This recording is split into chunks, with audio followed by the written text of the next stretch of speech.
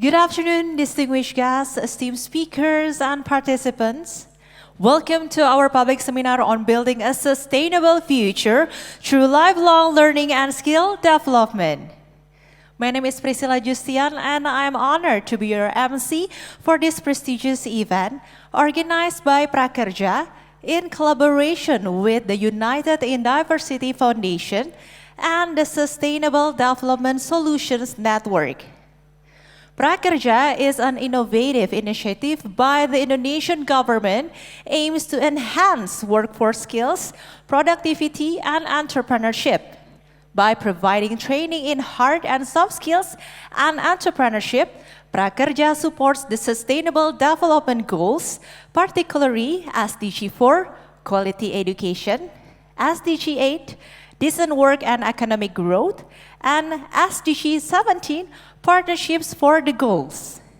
Today, we are privileged to have with us esteemed experts who will share their insights on the pivotal role of skill development in achieving sustainable economic growth and the SDGs.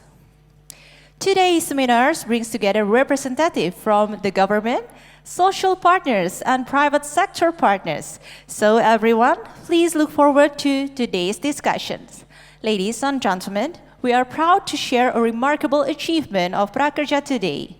Prakerja has received international acclaim, earning an honorable mention at the prestigious 2022-2023 Wen Hui Award, hosted by UNESCO under the theme Educational Innovations for Learning Recovery.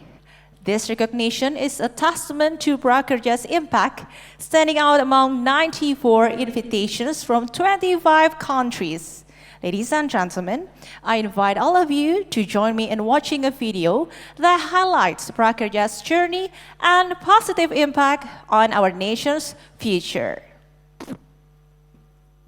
Technological disruptions, climate change, COVID-19, geopolitics, and inflation have presented additional challenges for the problems of inequality, unemployment, and low economic growth. These disruptions have threatened jobs and welfare of many, especially those who are poor and vulnerable. Without government intervention, inclusive, resilient, and sustainable development will not happen. Indonesia's Kartu Prakerja program is a humanitarian mission with empowerment at its core, involving education, employment, and entrepreneurship. As the fourth largest population in the world, Indonesia will have a surplus in the workforce by 2045. But in reality, there are less qualified workforce available in the market. In 2019, there were 135 million workforce. 90% of them have not taken training of any kind. This number indicates an urge for good quality training, but the availability of capital, time, and information became obstacles. In just 3 months, Kartu Prakerja was able to create and implement a large integrated ecosystem. Public-private partnerships with training institutions, universities, NGOs, business associations, as well as banks and fintech are obviously needed. In Kartu Prakerja, each participant can register independently, choose training according to their interests and needs, and pick a bank account or e-wallet to receive cash incentives with an end-to-end digital process and beneficiary-centric approach. Bottom-up or on-demand approach is used to ensure only motivated individuals join the program. The use of digital technology makes learning can be done everywhere, making it easier for women and people with disabilities to participate. Thousands of well-assessed training programs are needed to be on board in our ecosystem in order to give choices for the people who come from many different backgrounds. Provision of training is based on occupational needs in the industry and related skills as listed in 4 research reports related to the Indonesian labor market.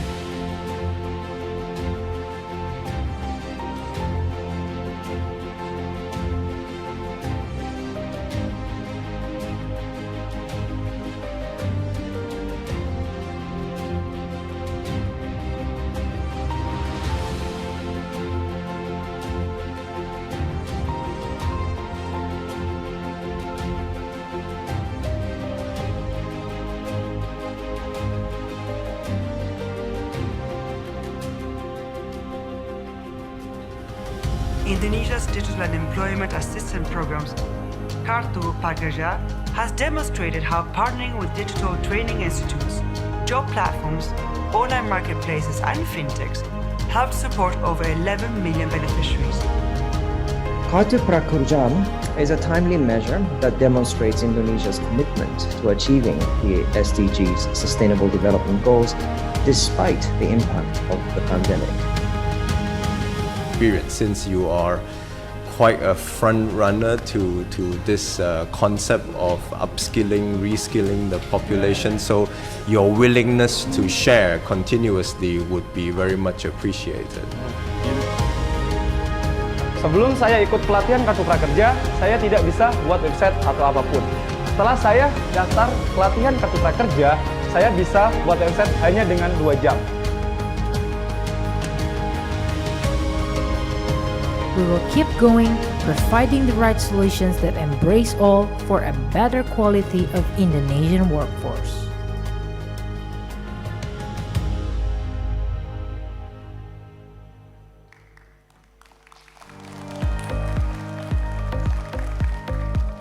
Ladies and gentlemen, now before we get deeper into our discussions today, it is my great pleasure to invite Professor Budiono, the Vice President of Indonesia from 2009 to 2014 to deliver the greetings remarks. Please join me welcoming Professor Budiono.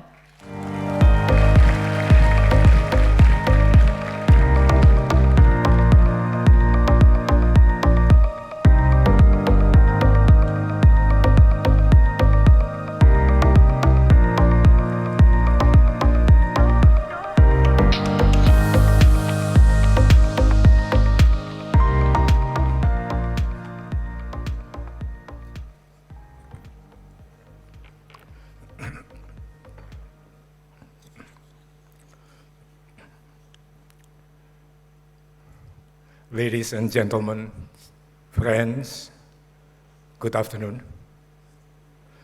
I am delighted to join you all in today's seminar.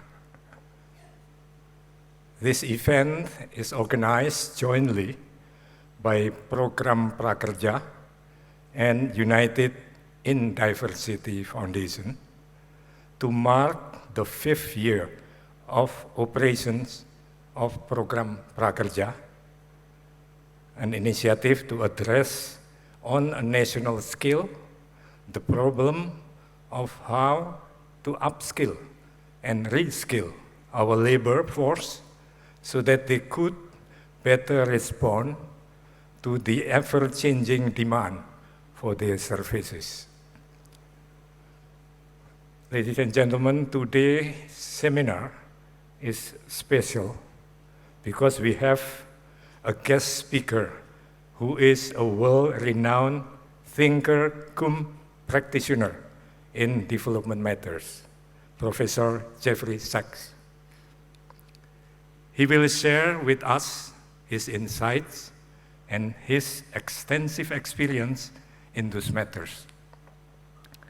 That will be the main agenda in our gathering today. And I'm sure every one of us will have precious takeaways.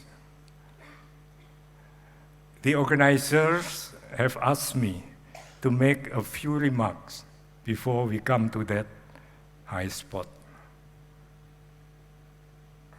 I will be brief.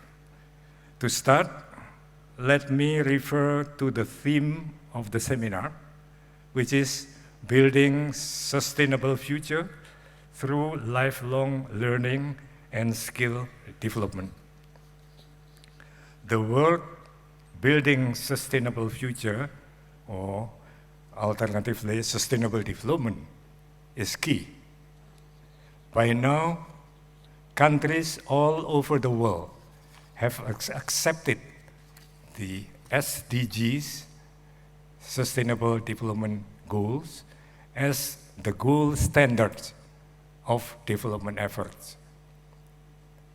In different ways, the concepts have influenced the thinking, the plans, and the policies in the quest for development in many countries. As far as the ideas are concerned, there is hardly any disagreement. Problems arise when we come to observe what countries actually do to achieve them and what result they actually obtain. That depends on many factors: political, social, economic, financial, administrative, that ultimately influence the capacity of a country to work out the right policies and effectively execute them on the ground to achieve the set goals. If we are interested in the outcomes, it is the quality of the country's, I would call, soft infrastructure of policy making, or could be called also as policy making ecosystem that actually counts. There is another aspect of the SDGs that development planners and policymakers should always heed. They remind us of one fundamental thing about development. It is that development is a long-term, multi-dimensional process that has to be achieved through long-term commitment and coordinated actions. There are rarely any shortcuts. Ad hoc policies do not help. Short-termism, which often unwittingly sways policymaking, is antithetical to development. Ladies and gentlemen, back to the seminar theme, there is reference to lifelong learning and skill development. This is where program Prakerja comes in. Placed in the context of the big picture of the SDGs, this program, which focuses on upgrading the quality of labor supply, seems tiny. But it is, in my view, a vital element of the big picture. Labor market policies are a strategic part of any development plan, not least because it directly engages with the most important element of development, namely human actors. The benefits and costs resulting from the actions of these actors reverberate across the whole system and often over extended period. Right policies for labor and more generally for the population are therefore an indispensable element of any development plan. Program Prakerja is only part of that broader set of human resources policies. Program Prakerja reported that from 2020 to date, the cumulative number of persons who participate in and completed its various training programs reaches 18.8 million people. That is quite small, considering the existing labor force here and its projected growth. But it is a good start. Quantitative targets are important. But the more consequential, though, is the quality aspect. That is why Prakerja is currently commissioning independent reviewers to do outcome and impact studies. That, in my view, is a correct step. Overall, in my view, Program Prakerja is a good initiative worth following through. But every step of its expansion should always be preceded by objective evaluation of its performance and its compliance with good standard of management. Only in that way, the program will get recognition and support it deserves. I wish you all good luck. That concludes my remarks. Now let us move to the next item in our business today. Thank you. Thank you, Professor Budiono, for delivering your remarks. You may now return to your seat.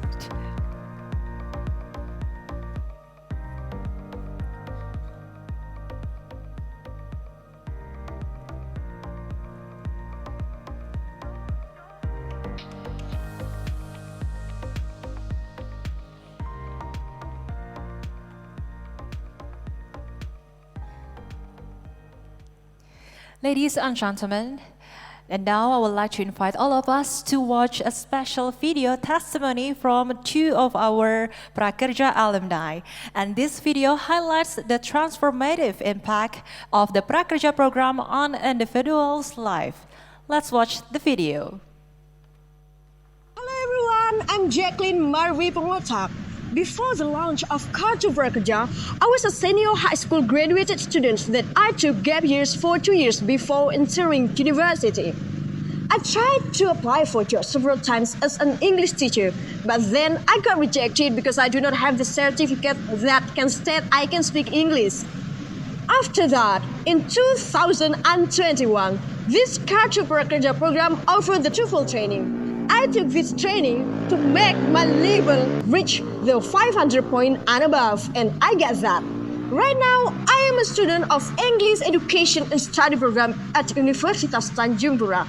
Kartu Prakerja has helped me a lot in contributing the movement of my career. Right now, I'm doing some kind of like export business with the people from Malaysia, especially where I export some kind of traditional things, traditional stuff, just like the cloth, traditional drinks, etc. That's how this program helps me a lot in making my career a little bit brighter in the future.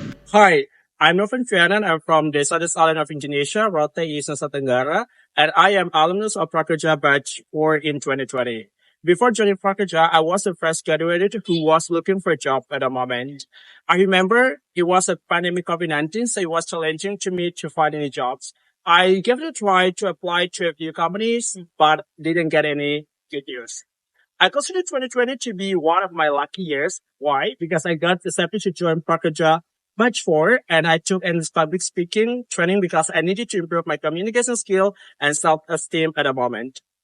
I'm really passionate about teaching and learning English, so I currently work from home as a full-time English teacher, tutor, and instructor. I would say teaching English is my cup of tea, so I do enjoy it so much. For me, Prakerja is a literally great program. I've absorbed a lot of things during the training, and my communication skill has already improved. I implemented this skill in my work, and I have shared to thousands of students all around Indonesia. I just want to say thank you, Prakerja, for helping me to get my dream job so that I can increase my income as well. Wow, what a very great video. We have seen from the alumni testimonials on how Prakerja brings impact to the participants. For more testimonials, kindly visit our Instagram at prakerja.go.id. So, ladies and gentlemen, proceeding to our next agenda, this moment must be the highlight of your week. We are about to commence the most awaited public seminar featuring Professor Jeffrey Sachs, President of the Sustainable Development Solutions Network, with his experience and profound insights. Professor Sachs is set to enlighten us on this topic. So, please join me in extending a warm welcome to Professor Jeffrey Sachs.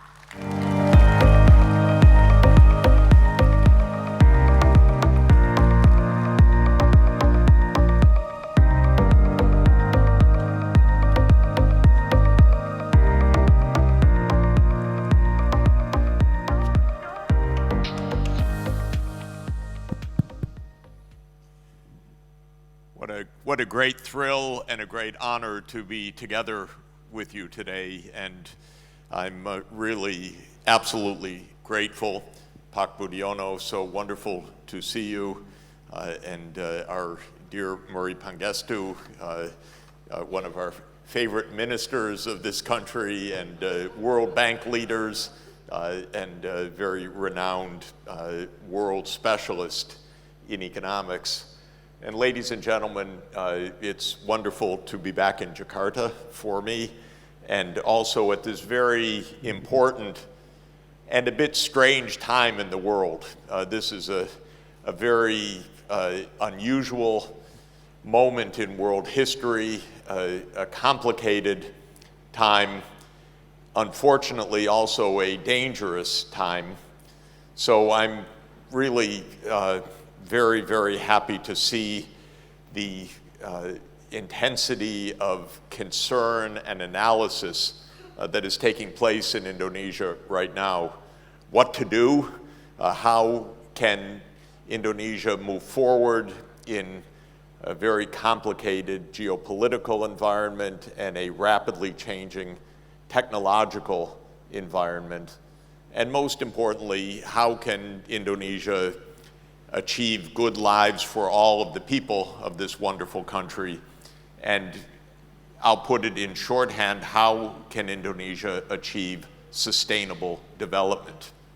Because I take sustainable development to be the framework for thinking about good lives.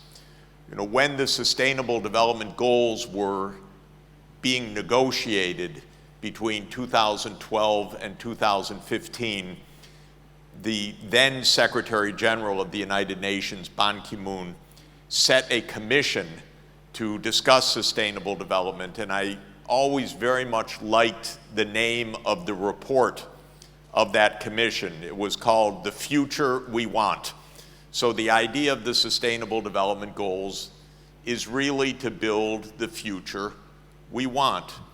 And that is a future that I think has shared ideas and hopes all over the world, which is why it was possible for all 193 UN member states to agree on the Sustainable Development Goal framework at the end of 2015. So I want to define a little bit of that framework and then discuss what it means for Indonesia, of course, and what the challenges are in the world more generally for sustainable development. I take sustainable development to mean 4 things all together. So it's a comprehensive or holistic idea. One is quite straightforward. We heard it from the young man just a moment ago. He wants a better income. He wants higher living standards. Why not? So economic development is the first pillar of sustainable development. The second pillar of sustainable development is social inclusion or social justice, or as we say every day in the UN, leave no one behind.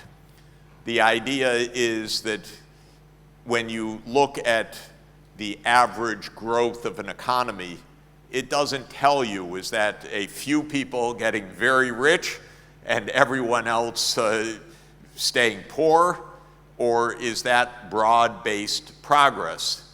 Is it the men getting ahead but not the women? Is it some social groups or religious groups getting ahead but not others in the society? And the idea of sustainable development as an ethical idea and as a practical idea for a good society is that everybody should be sharing in the progress. When that's not the case, not only is it unjust, but it's also very destabilizing. And in the United States, my own country, we've become 2 different societies almost in the last 40 years. Part is doing very well, thank you, and another part is really suffering.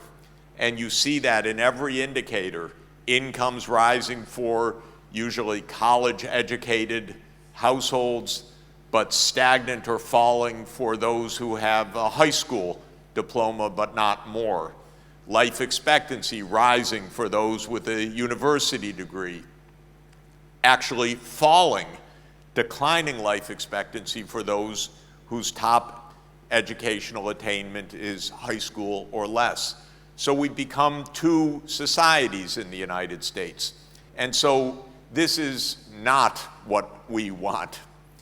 The third dimension of sustainable development is the environmental dimension, and it's become central for our reality, not because we've all become lovers of nature, though nothing wrong with that, but because we are in a very, very advanced stage of environmental crisis, in fact.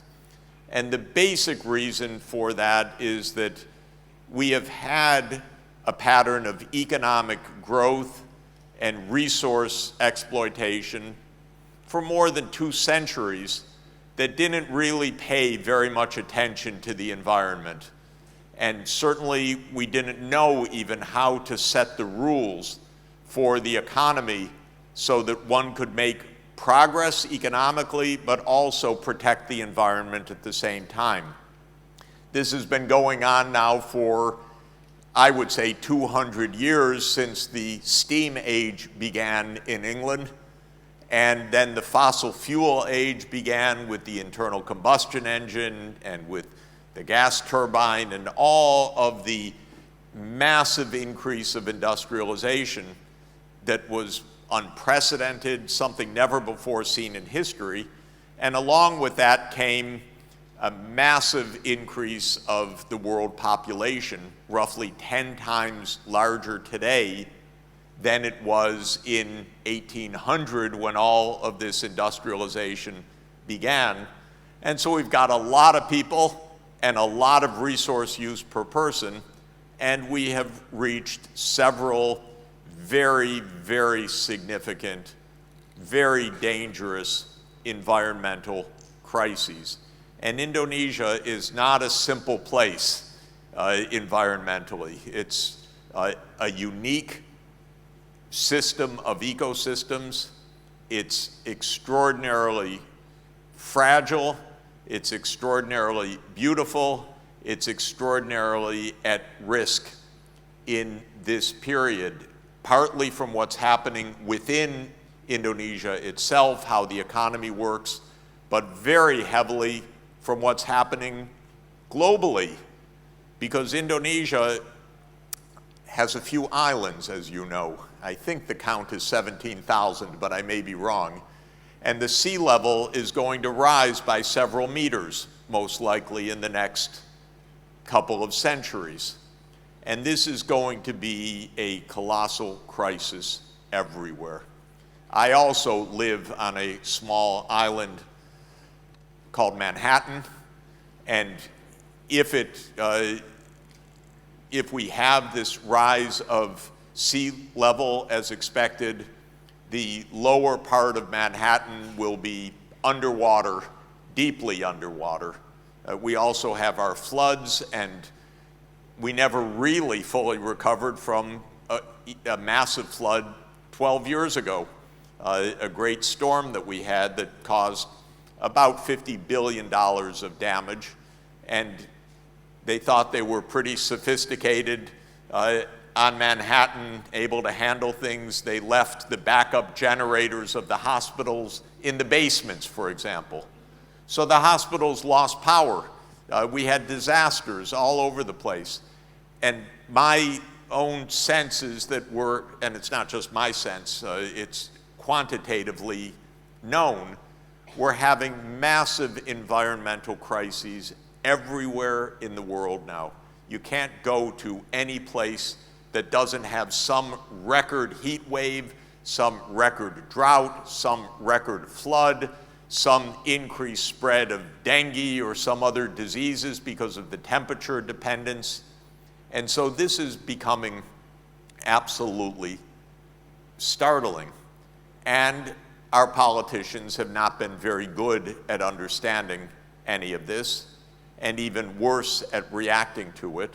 And there's nothing in the global economic system by itself that is an antidote to these environmental crises, because the market system that is the dominant economic system, which is make profits, does not pay attention to the environmental costs that are imposed, especially the greenhouse gases that are emitted into the atmosphere that are warming the planet, or the trees that are deforested to make way for more palm or for some other crops and so forth. The market system just by itself cannot address these issues. And when the market system was highly praised as the right way to run an economy by Adam Smith in 1776, the idea was we have limitless land, we have limitless resources, ocean, land. What difference does it make? We can just expand. And that we know is not the case. So this third dimension of sustainable development is very real. We've been talking about it for decades. I don't think we've even changed the direction yet, frankly. We still have rising greenhouse emissions. We have an accelerated warming of the planet. And as I'm sure everybody knows, last year was the warmest year in record history, but probably the warmest year on Earth in the last 125,000 years. We use the phrase to keep warming at no more than 1.5 degrees Celsius compared to the so-called pre-industrial temperature. Well, that's a scientific idea, and the proxy that's used is the average temperature between 1850 and 1900. Well, last year was 1.48 degrees Celsius, 1.48 warmer than the pre-industrial temperature, partly because of the El Nino, but also partly because the underlying warming trend has accelerated. And we're going to push right past the 1.5 degrees Celsius limit. Will we stop at 2 degrees, 2.5 degrees? Nobody knows yet, because we're not on a trajectory of safety. And just to make the point, these environmental crises come in many forms: the global warming, the loss of biodiversity, the disruption of the ecosystems, whether it's the forests or the fisheries, both of great consequence for this country, and so on. And the massive pollution as well: chemical pollution, pollution of the coast, pollution of the air in our cities, and so on. So that's the third pillar of sustainable development: get the environment right. Very hard, but very core. And the fourth pillar of sustainable development is SDGs 16 and 17. SDG 16 is peace, and SDG 17 is partnerships, as you heard just a few minutes ago. Peace and partnerships. So, what to do? If you look globally at the situation today, well, the SDGs are not in good shape, not surprisingly. And that's basically true just about everywhere. We're not achieving what we set out to achieve in 2015, and there's very little prospect that by 2030 these goals will have been achieved, more than a few of the goals in a few places. And it could make you cynical, certainly. You could say, well, that was a dumb idea, or isn't that just like the United Nations, you know, setting nice things, high-minded, but what does it really matter? And I have to tell you, I don't have that perspective on the SDGs. I spend morning till night working on them and have since they were first proposed as an idea a dozen years ago. Because what else are we going to do? It's not like saying, well, we're not meeting them, so forget about it. It's rather saying these are really the right goals for the world. They're extremely important. What should we be doing, and what can we be doing to make the future we really want and need? And that brings about, I think, maybe the first piece of good news in all of this, which is that the Sustainable Development Goals and this framework are absolutely achievable. That's the paradox. We're not achieving them, but not because they're so hard or naive or idealistic. We're not achieving them basically because our social and political and economic systems need to be changed in order to achieve them. We need to do things in a different way, but in ways that are identifiable, that are practical, that are cost-effective, that are not impossible to do. And that, to my mind, is the best news.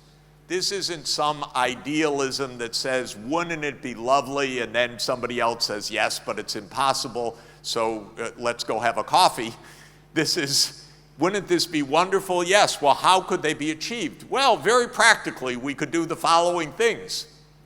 And then, why aren't we doing them? Well, because the economic system isn't yet organized properly for this. Government isn't doing exactly what it should be doing. So what is really the point? The point is we have to do things differently from how our normal economic, political, and geopolitical system works. Let me start quickly on the geopolitics, and then I will put that aside. The biggest problem in the world is that the major powers need to cooperate with each other and need to abide by international law, the UN Charter. Well, that's not impossible, but it's not their mindset. And unfortunately, it's really not the mindset of the United States, which got the idea when the Soviet Union ended 33 years ago that now we are in charge. Well, we're not in charge of anything. But the American leaders think, well, we're the world leader, we're in charge. But obviously, we can't even run our own country, much less anything else. And so the mindset needs to change from the idea we're in charge to the idea we had better cooperate. So what is actually the steps to achieve, what are the steps to achieve sustainable development? In one word, I would say investment. In a few words, I would say investment in people, investment in infrastructure, and investment in sustainable businesses, the three. And to my mind, this is basically an investment program.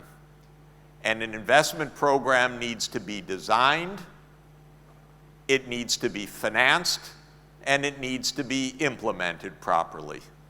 And it's got a major public component, that's why government is so important, and it's got a major private component as well. That's why the private economy is also so important. And what Pak Budiono said a few minutes ago, I just want to completely 100% subscribe to. When you're talking about an investment program, there are no shortcuts. Investment isn't something you do in 6 months or a year or 2 years. It's a generation we're talking about of major investments that need to be undertaken to achieve sustainable development. And I count 6 major investments. And the first one is what really brings us here. It's first and it's the most important by far. and it's the investment in people. It's the human capital investment. There is nothing else like it. Doesn't matter how much oil, coal, nickel, anything else you have. If you don't have a trained, well-educated population, there cannot be development.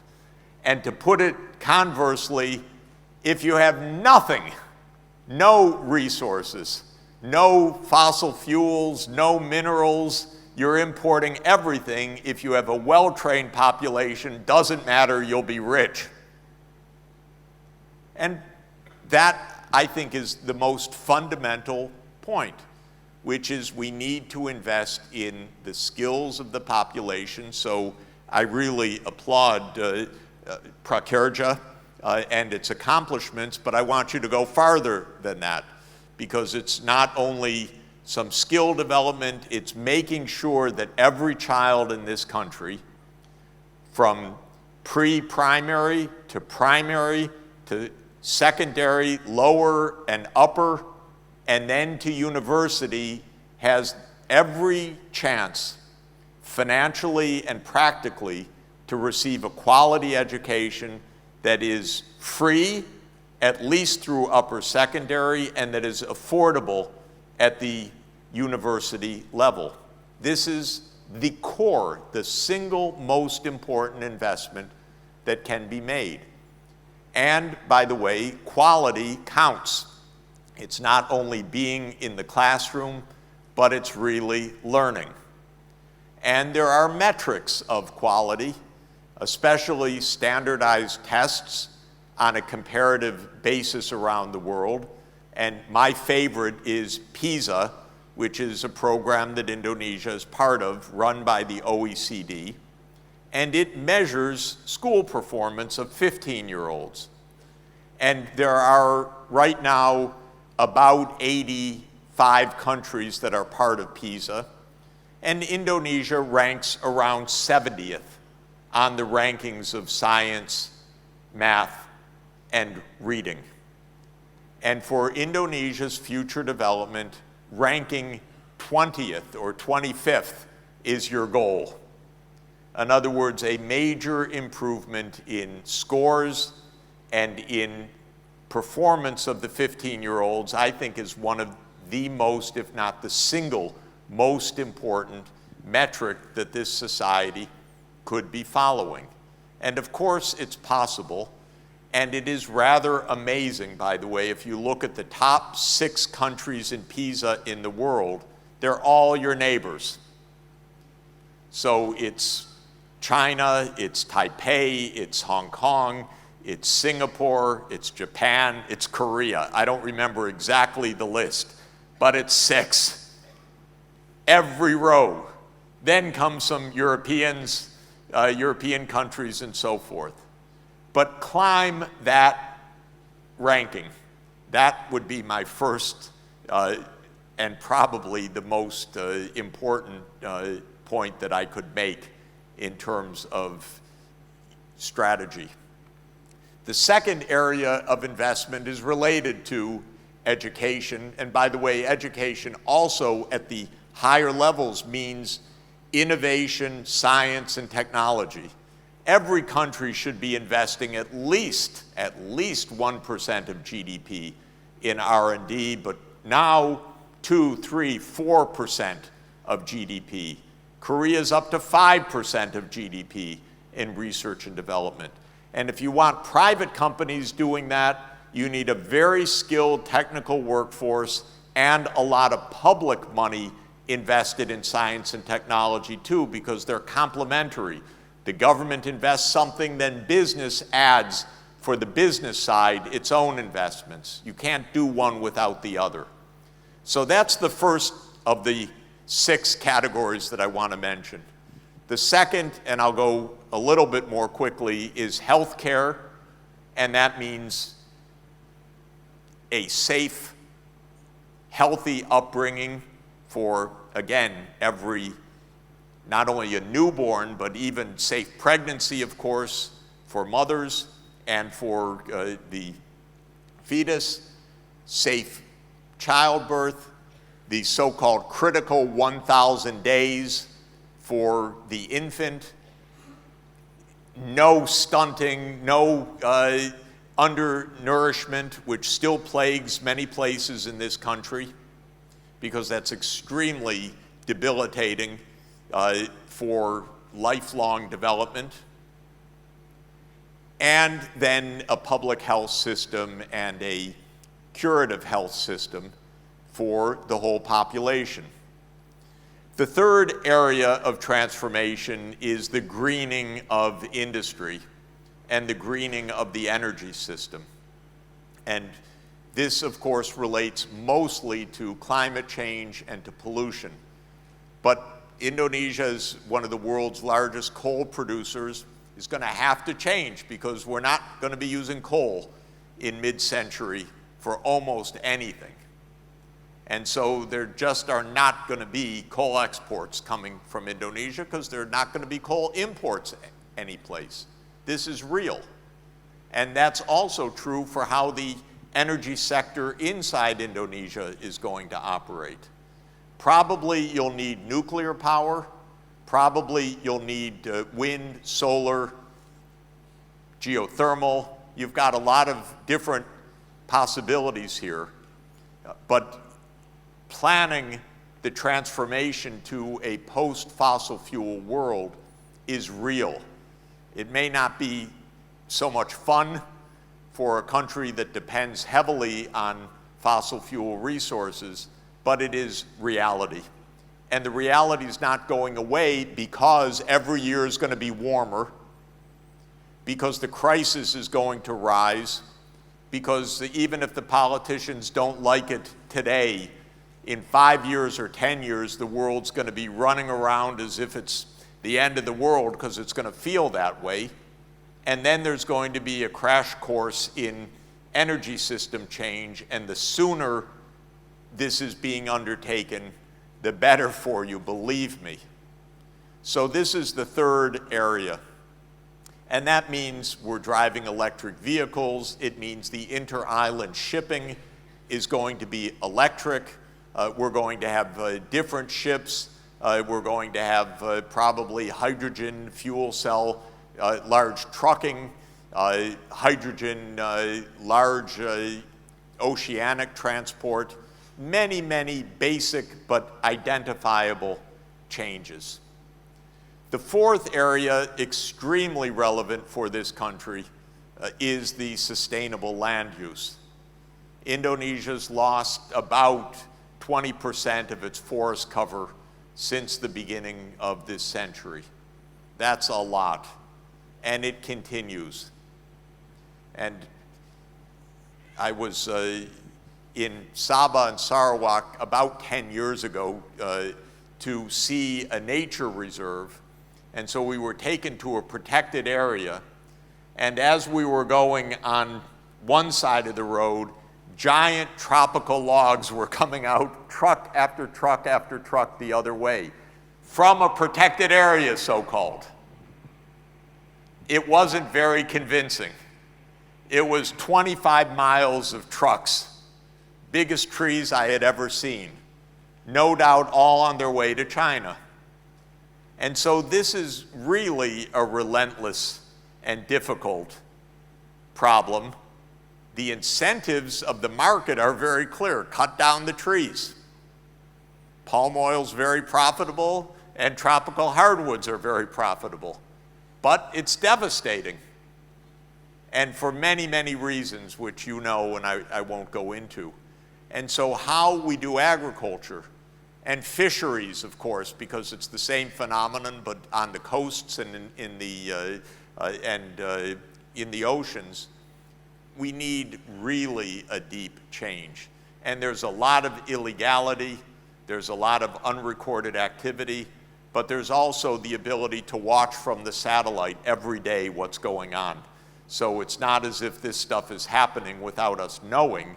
It can all be monitored essentially in real time. It's a matter of management and rules and enforcement and setting the right framework. The fifth area is the urban infrastructure. Already Indonesia is about 60% urbanized. I think it was about 10% urban, this country upon independence. It's now about 60% urban, and according to the UN estimate, you'll be about 75% urban by mid-century. That's still a lot more people coming to the cities. And I know this is one of the big questions. More cities, new capital, and all the rest. Planning your urban space so it is livable, manageable, productive, green. Well, it's a common world challenge. And I think we're going to be remaking our cities a lot.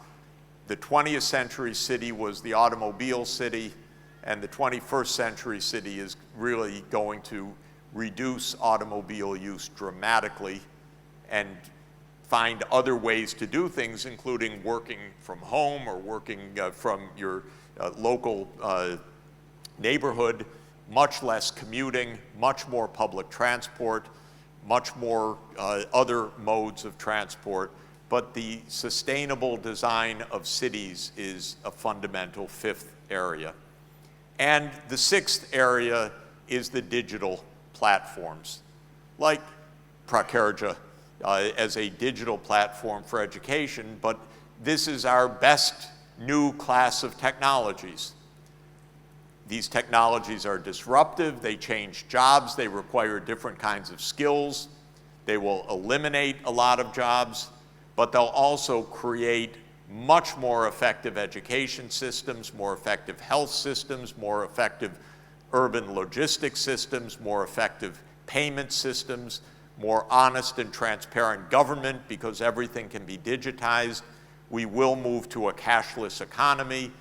Collecting taxes will actually be easier and should be easier, and so forth. So the digital platforms are absolutely essential, and every country that wants to be sustainably developed needs a universal access for digital services, both public and private. So 6 areas of investment: education, health, industry, agriculture, urban, and digital. It's a bit complicated because this is not a 1-year agenda or a 3-year agenda or a 5-year agenda, it's a 20-year agenda. And it requires a 20-year plan. It really is a generation-long plan.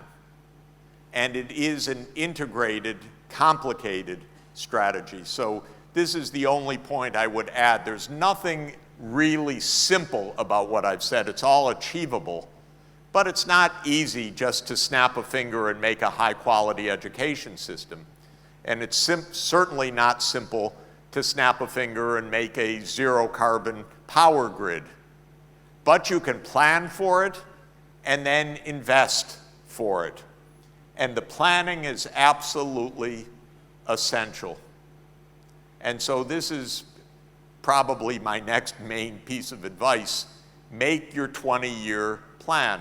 And you have an incoming administration, and that's always a good time to actually think fresh and think long-term. And by long-term, I mean at a generation scale. And this country will be celebrating its 100th anniversary of independence, and so thinking about the next 20 years to the 100th anniversary of independence is also a very good visioning exercise. But I mean something more than a vision. I mean a quantified strategy, something that has the fiscal policy built in and something that has the investments quantified in the energy sector or in transport or in digital infrastructure or in the ports or in the climate resilience areas at the coasts and so forth, built into this agenda. And that's what I urge every country to do. Now, let me add a couple more wrinkles to this challenge. Indonesia cannot make its energy system other than in an integrated manner with the neighborhood. And so for certain pieces of these investments, you really need the regional cooperation and regional investments, and then defining the region is also extremely important. So one thing that Professor Wing-Tai Wu and I have been working on for the past couple of years is academic teams from around ASEAN working on the energy sector transformation, and especially where should the interconnections be between Vietnam, Laos PDR, Cambodia, Thailand, Malaysia, Indonesia, Singapore, Brunei, Philippines. Should there be interconnections everywhere? Do some stand alone? What is the most effective way to make this energy sector transformation? And this is an extremely important point, and it may be that even ASEAN is too small to think through this entirely. Maybe it really is right, though the project is temporarily suspended. I don't think it's permanently gone. The idea of a major submarine cable with Australia, to my mind, is probably a good idea. They've got lots of desert in Western Australia, lots of sunshine. You've got a lot of clouds here, by the way. So solar is not quite as good in the equatorial rainforest regions. And it may be that having a grid that is an RCEP grid, not only an ASEAN grid, that in other words connects the ASEAN 10 plus Australia plus China, Korea, and Japan would be a good idea. I'd like the engineers to give some advice on that. Is that feasible? Is that economically smart? Is that financeable? But I think that that is another example of the kind of question that needs to be asked. In some of the other areas, local is going to be fine and necessary. Schools tend to be local. Healthcare systems, local or island-based or national. But even in education, you need regional connectivity and international connectivity. Indonesia's universities should be even more closely programmatically linked to universities in the United States, in Europe, in China, in India, and in other regions, because this will also really help on quality and help on solving global problems as well. So a plan, a financing strategy, and regional integration wherever it is absolutely essential to do. Let me close with just a few remarks about the financing, because the bill for all of this is not small. The returns are very high. Investing in education is not cheap, for example. It's many percent of GDP. Maybe another 5 percentage points of GDP should be in your education budget. It seems impossible right now. Where would the fiscal space come for that? But I would tell you that the economic returns, not only the moral or the social returns, are enormous. For this country to grow rapidly, to sustain 5 or 6% per year growth for the next 30 years, has to be and can be achieved through a massive investment in education, but not at the levels of spending that you have now, at a much larger investment as a share of GDP. And the energy transformation is not cheap. The infrastructure transformation is not cheap. So all of this requires a lot of investment, At a global level, we're constantly saying we've moved from billions to trillions because the incremental investments that are needed at the global level are $4 or $5 trillion per year, most likely, if you include all countries of the world. But even that's not impossible because world output is more than $100 trillion. So maybe it's 4 or 5% of world output that should be devoted as an increment to these objectives. Maybe that's the answer. And that's achievable. We can invest another few percentage points of GDP. But we need financing to do it. So where does the financing come from? There are at least 2 points to make here. One is your budget framework.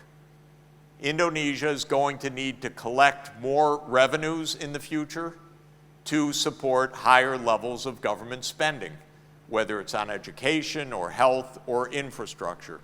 So the revenue side of fiscal policy needs to be examined. According to the International Monetary Fund, Indonesia has revenues of around 16% of GDP right now. My guess is that by the time you reach the 100-year anniversary of independence in 2045, that should be at least 35% of GDP in government revenues. That's typical of high-income countries. There's lots of definitional issues of what gets counted as revenues, do provident funds and saving schemes, so I won't go into every little definitional issue of this.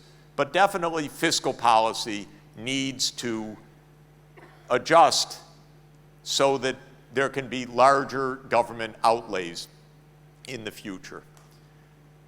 But in addition to the revenues, I think there needs to be a borrowing strategy as well, both public and private borrowing.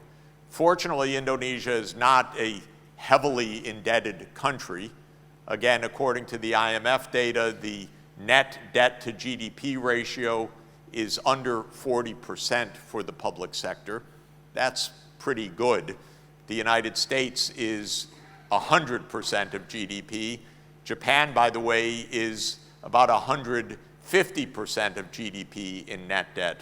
So you're still at very cautious levels of debt, but maybe the government will need to borrow more in order to finance critical investments in human capital and in infrastructure. And one of the things that will be extremely interesting and important and a major agenda item for Indonesia in the coming years, and Indonesia's already been a leader in this in its G20 and in the processes going forward, is making the global financial system fairer to countries like Indonesia, because this country pays too high interest rates for its borrowing, even though it's got better growth prospects and lower debt than countries like the United States, which have much higher debt, much slower growth, but pay much lower interest rates. This system is not right. It's not accurate. It's not fair. It gives too much privilege to the dollar and to the euro. It is going to change in the coming years, and I hope that Indonesia plays a significant role in the G20 processes, maybe with the BRICS countries, which are also very much engaged in this, and next year at the UN's Financing for Development Summit meeting, which will be June 30 to July 3 in Madrid, an every 10-year global conference to look at the global financial architecture. And this country also has been a pioneer of blended finance, of blending public and private financing in order to undertake major initiatives, for example, environmental sustainability. And this is a great area of leadership of this country, and one where I think Indonesia can play a very significant role, not only for Indonesia and the ASEAN neighborhood, but for the whole world, because blended financing strategies, mixing the public and the private sector to get the right mix is extremely important. And I'll conclude by just one very specific example of that. This year's G20, as you know, has the presidency in Brazil. And of course, President Lula and President Jokowi have been working closely together on this issue, from your G20 to the Brazil G20 through India. And so there's progress being made, but next year Brazil will host the climate conference as well. And that's going to be in the Amazon. It's going to be in the city of Belém at the mouth of the Amazon River. And it's going to focus on rainforests. And you are big in rainforests. And so the opportunity to work with Brazil on financing sustainable management of the world's rainforests will have a unique opportunity in 2025. And the partnership of Brazil, Indonesia, and the Congo Basin countries, all the world's equatorial rainforest countries, is a wonderful opportunity for the world. Thank you very much for the chance to be here with you. Thank you so much, Professor Seth. Please remain on stage because we will open the Q&A sessions. Thank you so much for the very valuable sessions. And please have a seat, Professor. All right, ladies and gentlemen, as I mentioned earlier, we will be entering the Q&A sessions. And for those of you who have not submitted your questions yet, please submit your questions immediately through Slido in front of you. All right. So, ladies and gentlemen, and now I would like to invite Professor Arif Satria, a rector of IPB University, to facilitate our discussions with Professor Seth. Please welcome Professor Arif.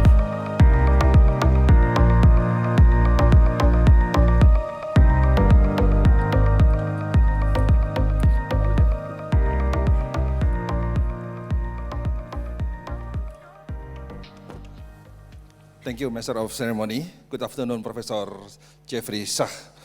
What is insightful and inspiring presentations. Professor Sachs just highlight the 4 pillars of sustainable development goals. The first is economic development. The second one is environment, social inclusion, and the fourth one is about the peace and partnership. I believe that many audience have many questions to you, and I would like to open with my question first. Do you believe that sustainable development goals are realistic to be achieved in 2030? And which goals are the most likely to achieve? Thank you. Great.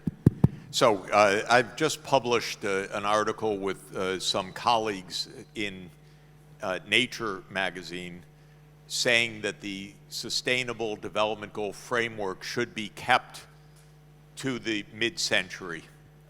It says we will not achieve the goals by 2030, but rather than scrapping the goals or creating some other set of letters and some other list, we should keep these 17 goals and reset some of the targets and the milestones to mid-century. And the basic argument actually is very much relevant for Indonesia, because when the goals were first established, what I've seen all over the world is that governments have struggled a bit to make this part of their homework, make this part of their design, but now they've started to see it fits, it actually works. We can link different ministry budgets to different goals. We can make at our planning ministry or in a prime minister's council, we can have an interagency process and so on. I don't want to force all governments, start over again, forget it, now something different. And for many of these goals, as I was saying for education, that's at least a 20-year agenda. It's not going to happen by 2030. I would like it to. I would like the focus to be better, to be more funding and so forth. But given where we are right now, we need more time. We shouldn't lose ambition. We shouldn't just go to the teacher and say, sorry, my dog ate the homework, I need an extension. We should say, we're going to work harder, faster, but let's keep the framework because we're just learning how to use this new framework. That's my main answer. Okay, thank you, Professor Shah. Now we will have two questions from audience via Slido. The first question is from Wina Panjali. In light of the debt crisis and the investment gap, what is your recommendation for low-income countries to receive sufficient funds for development? So this is a very good question, and let me first say something about low-income countries. The World Bank gives a classification: low income, lower middle income, upper middle income, and high income countries. The low income countries are really poor. And the low income countries have an income of up to around $1,200 per capita, roughly a fifth of Indonesia's level, so really very low income. And these countries need everything and they get very little. And their budgets are tiny compared to what they need.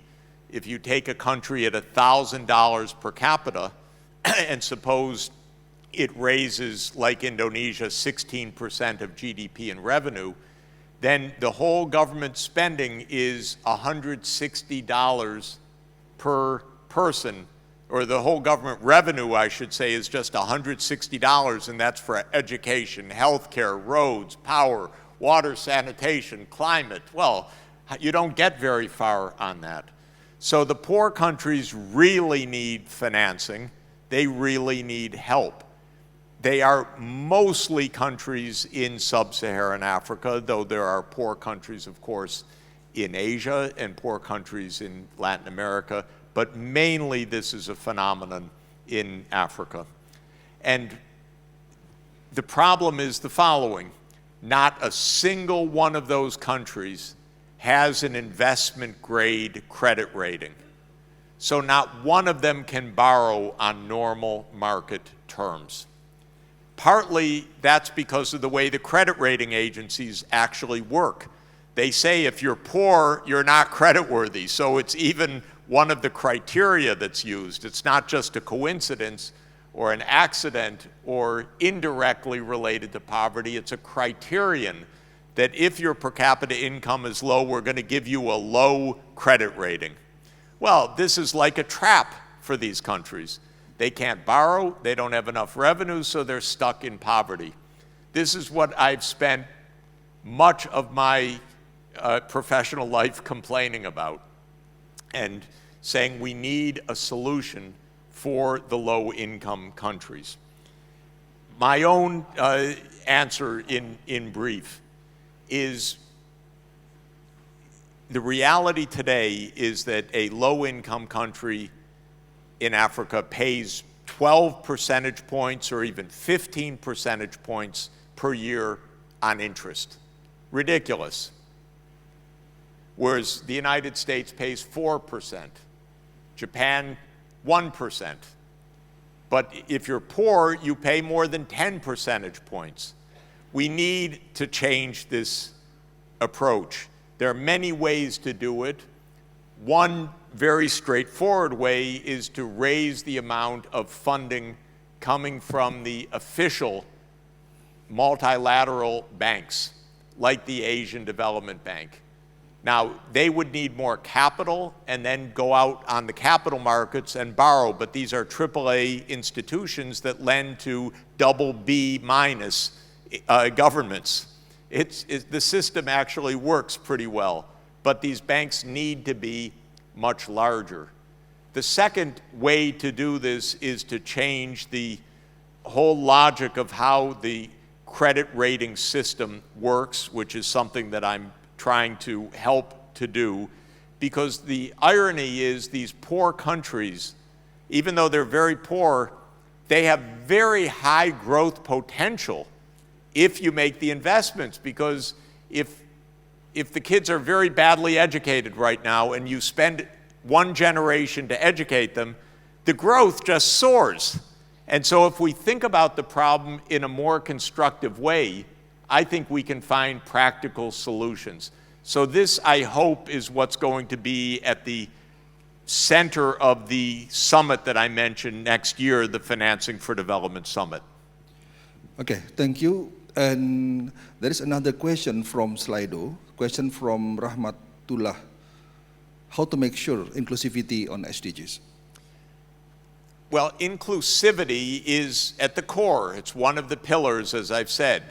Leave no one behind. What does inclusivity mean? It means different things in different societies.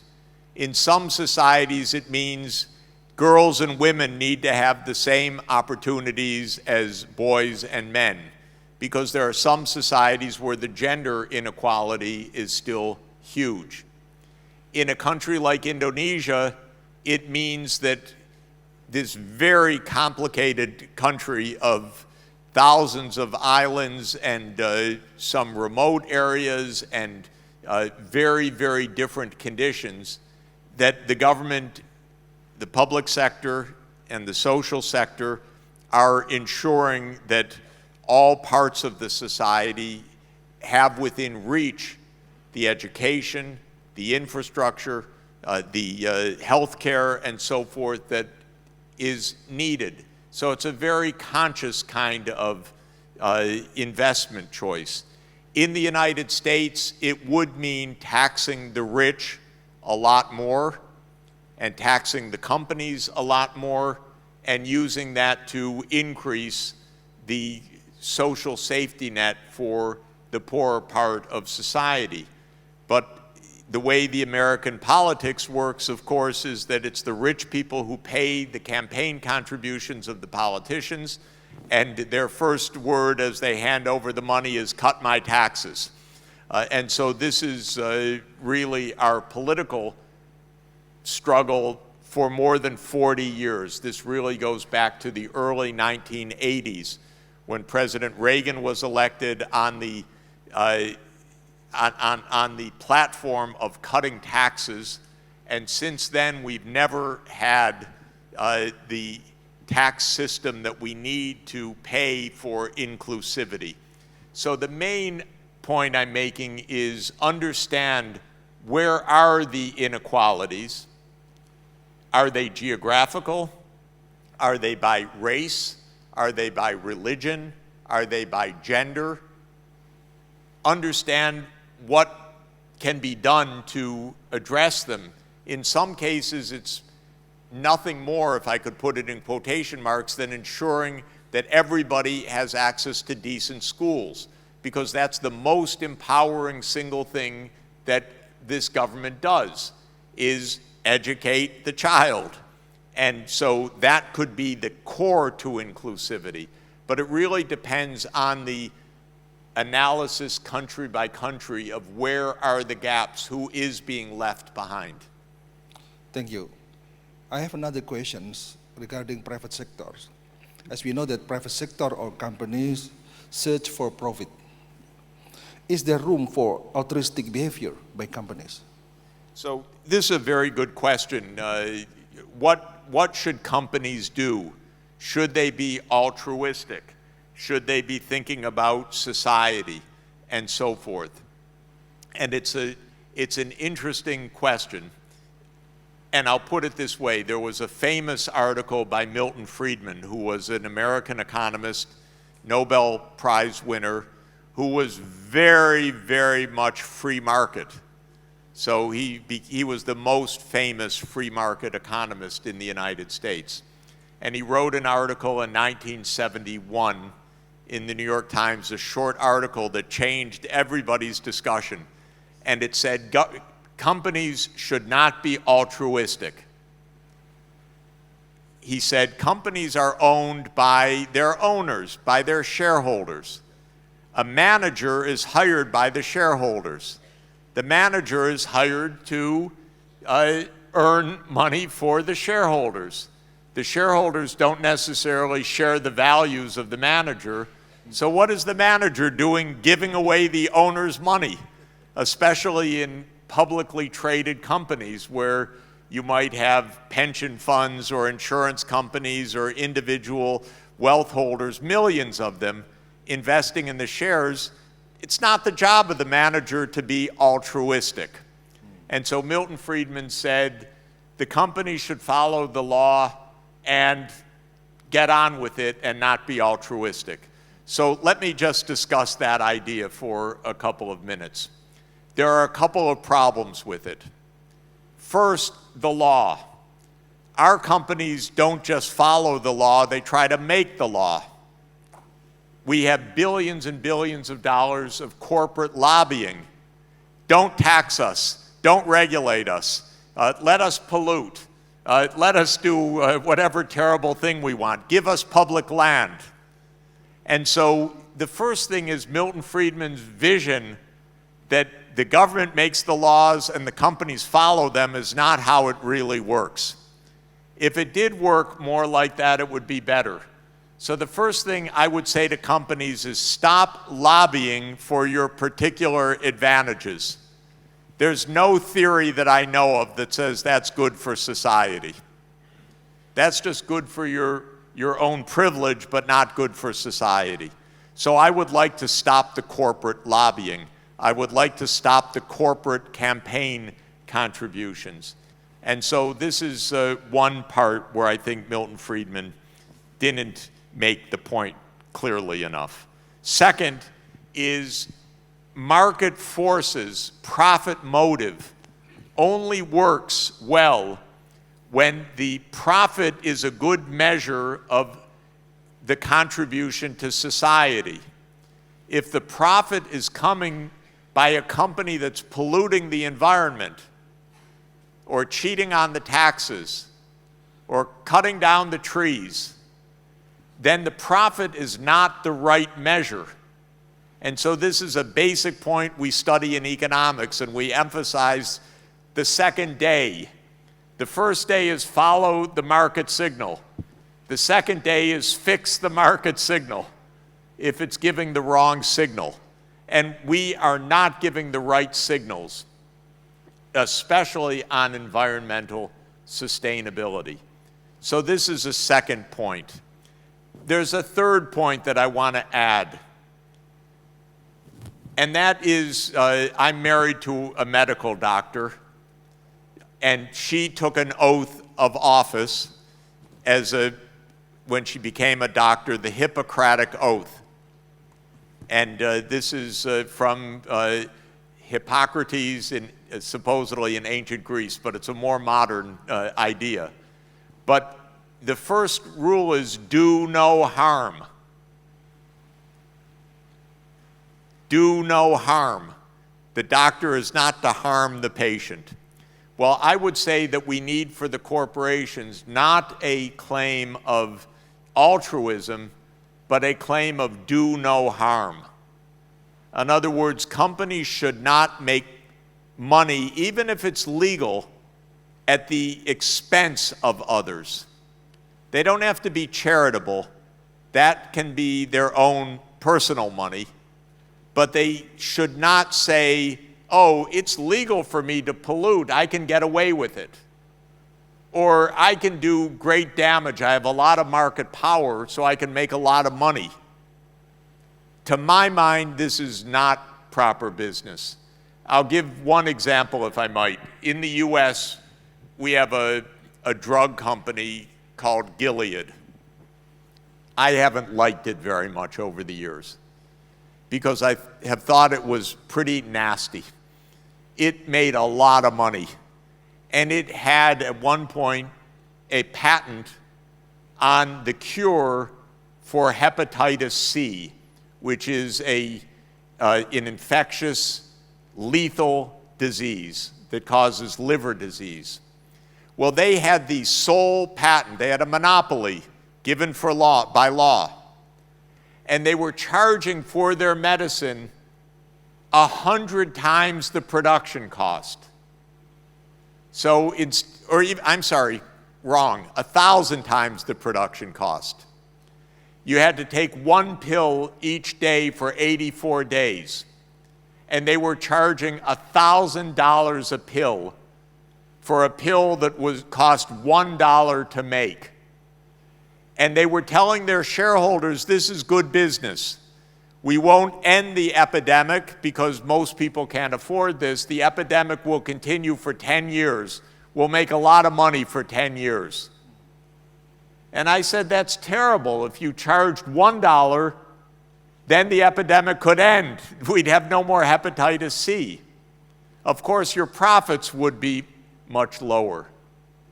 So I wrote this, and then somebody from Wall Street sent me an email and said, Mr. Sachs, you're an economist, aren't you? And I said, yes. He said, what are you talking about? Of course this company should set $1,000 a pill. It's going to make the most money. And I said, no, it's going to kill people. And this person wrote back from Wall Street and said, but Mr. Sachs, that's our system. And that was not meant to be a trick or mean or snide. It was what they thought was the right way. I don't believe in that way to do business. The chairman of Gilead doesn't have to give away the taxpayers' money as charity, but I don't want them to charge $1,000 a pill that costs $1 and then leave many hundreds of thousands of people dying because they can't afford the pill, but the 1,000 is the profit maximizing rate. So I say first, do no harm. Thank you, Mr. Shah. And now we will take two more questions from the Slido. The questions from Awaluddin. Our new government will release free nutritious food program for children and pregnant women. What do you think skill development program like Prakerja can help? Well, by the way, this is a very good idea. It's a time-tested idea. Early nutrition is extremely important for the whole lifetime, as everybody knows, because the critical brain development is in the first few years of life. And so you don't want nutrient deficiencies in the first few years. And one measure of chronic undernourishment is stunting. And Indonesia still has a lot of stunting, a surprisingly high amount of stunting. And so this is a sign that this country really needs an effective nutrition program. And this can be for early ages, but also can get incorporated into school feeding programs as well for better learning at the schools. It's not cheap, but it's one of those investments that has a very, very high return. How Prakerja can help specifically on that, I'm not sure, but we have people from Prakerja here who could tell us. But I think that Prakerja's digital platform provides a good way to monitor any complicated system. And that is one use for this, which is the logistics and the monitoring and the implementation of this system. But also on a smartphone, you can have nutritional guidelines. You can have questions answered. By the way, you don't even need, well, probably we still need people, but I don't know how many times a day you ask Perplexity a question, but I ask Perplexity lots of questions every day.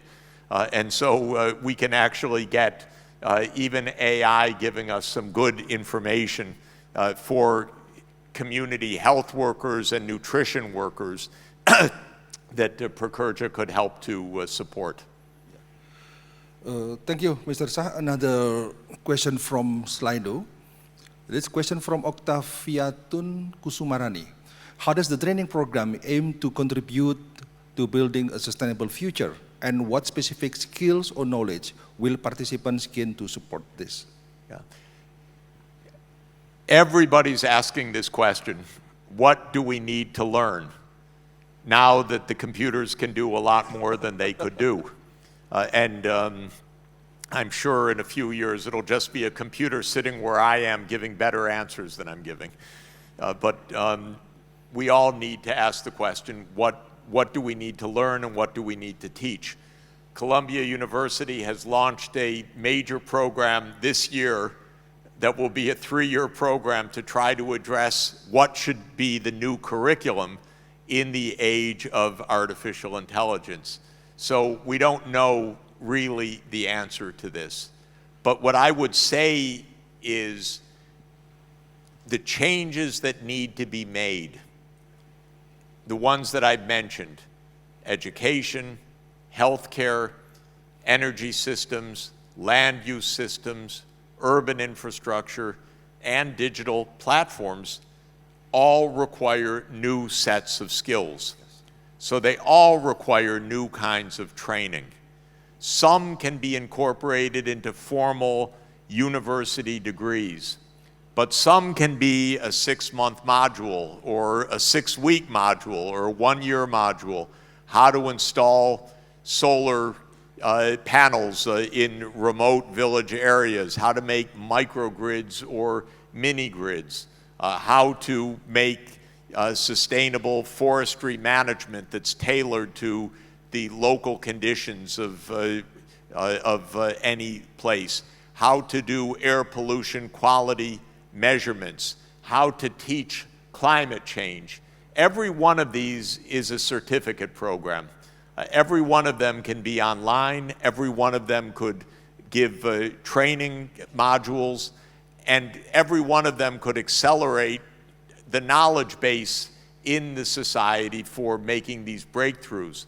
So I would start with our challenges, not generally with we want everybody to have skills, but what skills do we need for the sustainable development transformation, and where are they being taught right now or not being taught, and what can be done online in online courses, because I think that that's a tremendously powerful platform.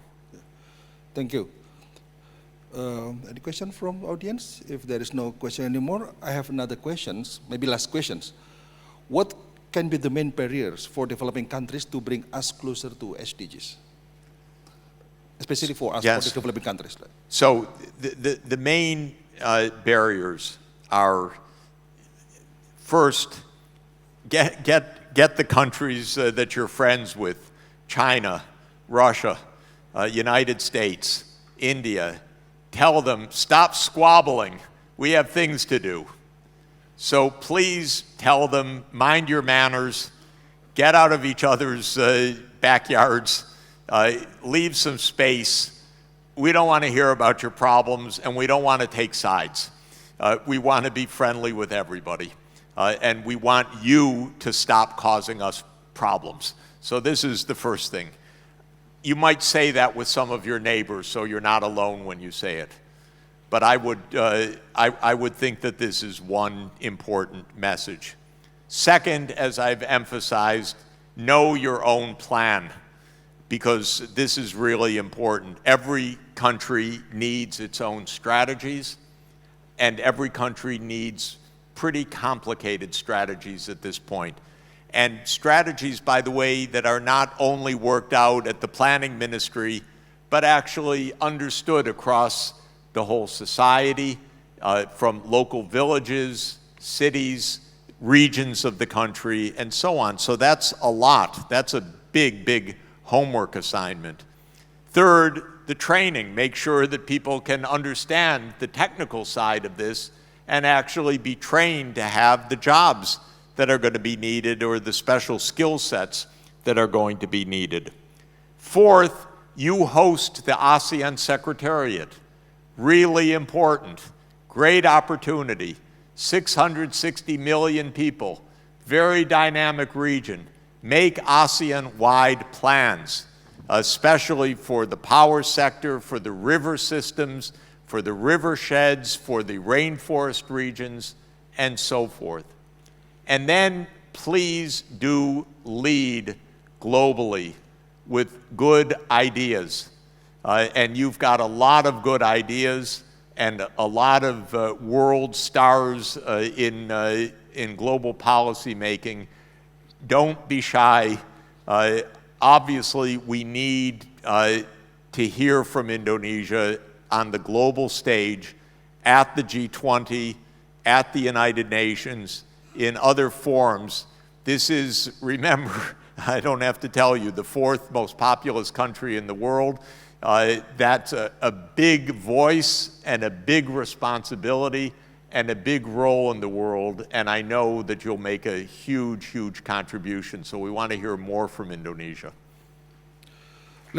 Ladies and gentlemen, our time has come to an end, and Prof. Shah just highlight about the pillar of sustainable development goals, that at least there are 4: economic development, social inclusion, environment, as well as the peace and partnership.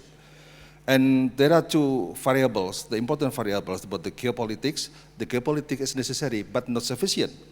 And Professor Shah emphasized the important investment, especially the first one is investment in education, innovation and technology. Second one, investment in healthcare, investment in greening industry, investment in sustainable land use. The fifth one is investment in urban infrastructure. The last one is digital platform.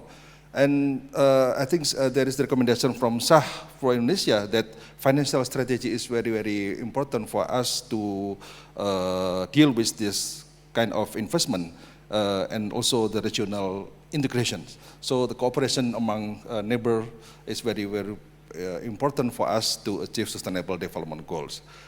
The most crucial question remains for us: what next for us? It is now time for action, because the future is unpredictable. But if we refer to Abraham Lincoln quotes, Abraham Lincoln said, the best way to predict the future is to create it. Now, let's do SDGs action to create the future what we want. Thank you very much. I will now hand the floor back to the Master of Ceremony. Thank you so much once again for Professor Shah and also Professor Arif. Thank you so much for the very fruitful sessions. You may now return to your seat. All right, and once again, thank you for the very valuable insights, Professor Shah, and thank you, Professor Arif, for moderating our sessions. Once again, ladies and gentlemen, give a round of applause.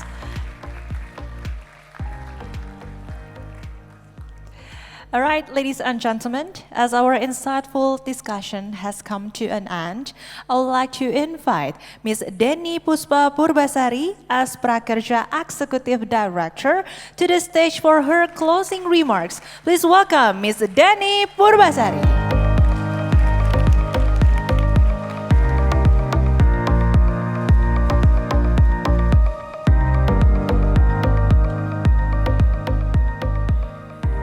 Okay,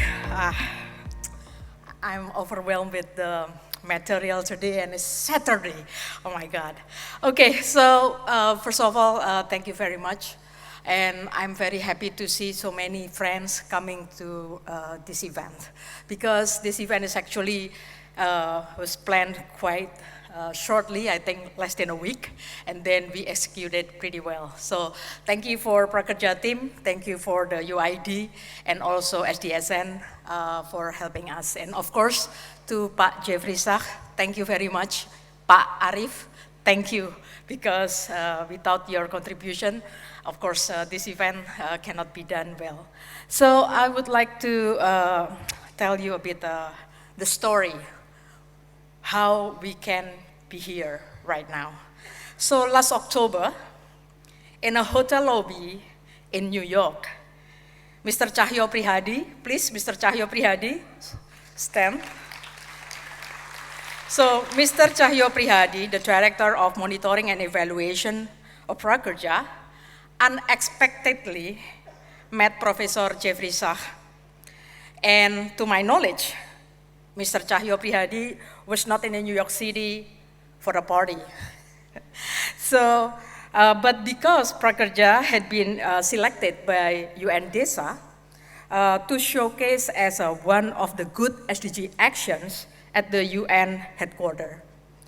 So thanks to Mr. Cahyo Prihadi's persistence and collaboration with the UID and also SDSN, today we are incredibly honored to hear directly from Professor Sachs about the importance of lifelong learning and skill development in building sustainable future.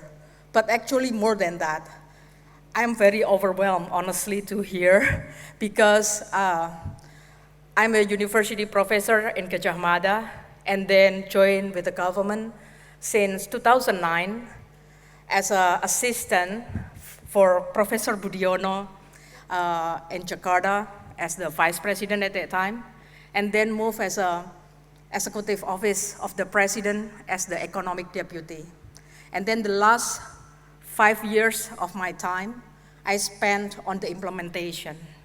I admit, from policy to implementation, those two are totally different worlds. We have war in each of the role that we play. But yes, indeed.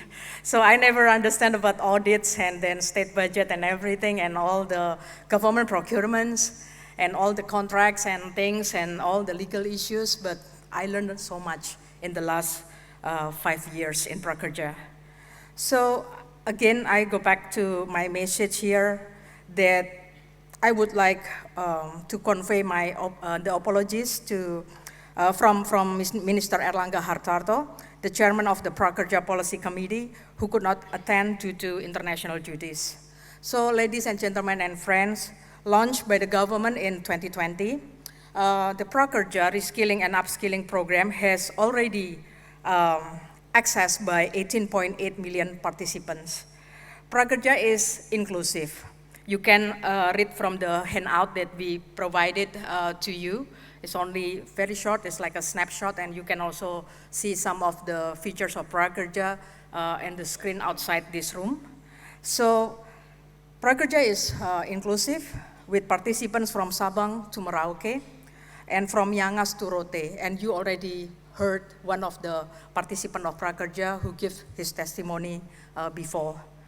So, although significant, this is far from sufficient.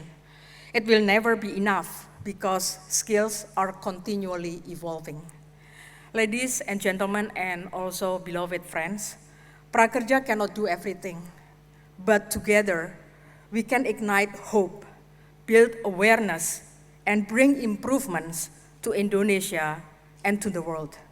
Therefore, I hope that after this event, we all, government, social partners, private partners, and also communities, we can work together more intensively to create a peaceful, prosperous, and sustainable Indonesia and the world. Thank you. Give a round of applause once again. Thank you so much, Ms. Dani Purbasari, for your remarks. Please be seated. All right, ladies and gentlemen, lastly, I would like to invite Mr. Tantowi Yahya, the president of the United and Diversity Foundation, to deliver his closing remarks. Please join me in welcoming Mr. Tantowi Yahya.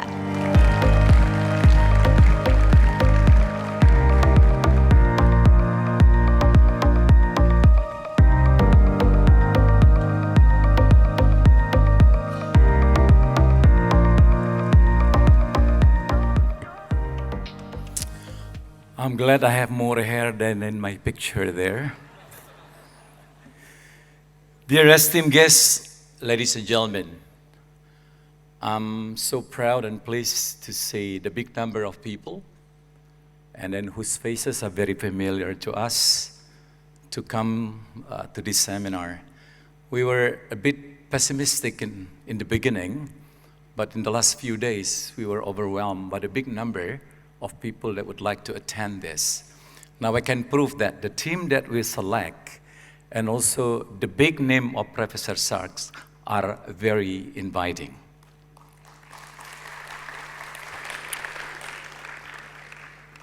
It is an honor for me to conclude this wonderful event.